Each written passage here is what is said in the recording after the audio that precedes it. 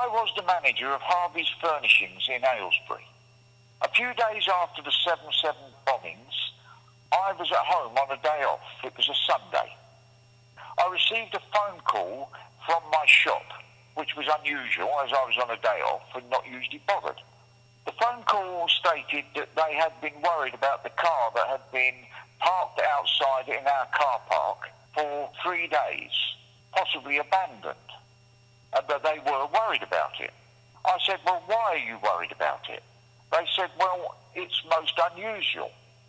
Now, it has to be remembered that our car park in the evenings had been a meeting place for local Muslims when the shop was closed.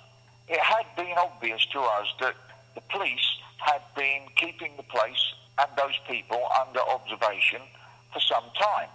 It was quite worrying. However, on the morning that I received this phone call about the car, I asked for information as I was at home. They told me that it had been abandoned for 3 days and that it was worrying them. Reluctantly, I went up to the shop on my day off and I looked at it, and it was a car which was not in pristine condition by any means. I looked in through the window.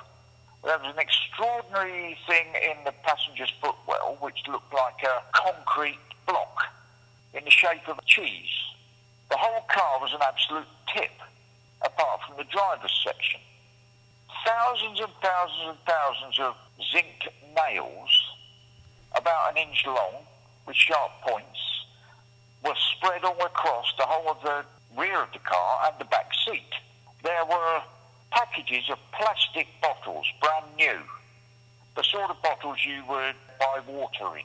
The 60/40 seat was down, and in the back, in the boot, you could see the rucksack, brand new, absolutely the same as the rucksacks that the bombers had used. Now, it became obvious to me that this was not correct, so we phoned the police. Now, the terrorist police who had been observing the place had gone. The bomb attack had been over, so I suspect that was part of the reason they had gone. But the Aylesbury police arrived. They looked round the car, looked under it, looked into it, and so on and so forth. They obviously phoned through for the identity of the owner from the number plate, and there was a bit of conversation outside among the police. They came in and they said to me, it's all right, nothing to worry about. This car is owned by a car hire firm in Luton. Now, my ears pricked up at this because I know that Luton is a hotbed of Islamic fundamentalism. However, they carried on to say it has been hired by a builder. So, nothing to worry about, and they left. Now, I was perplexed. Nails, plastic bottles, rucksacks, Luton, and a car abandoned. As I was thinking about this, I heard a screeching of tyres outside. I looked round and I saw someone in the car. This was within 5 minutes of the police leaving, and it was a girl, and she looked towards me, and I recognised her as the one that they now call the White Widow. I've known her for years. She's an Aylesbury girl, lived in Northern Road, was married to one of the suicide bombers, Jermaine. And she screeched out of the car park and off she went. Now, it is obvious to us as civilians that the car was hired in Luton, of course. Luton. Think about it.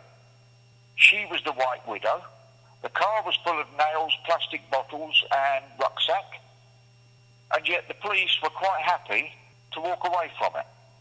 Had they listened, they would have had a car with loads of information and captured the White Widow. I've been furious about it ever since. Where's the White Widow now?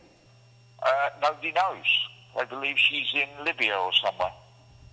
You see, what happened to her was she's a very intelligent girl at school, very clever.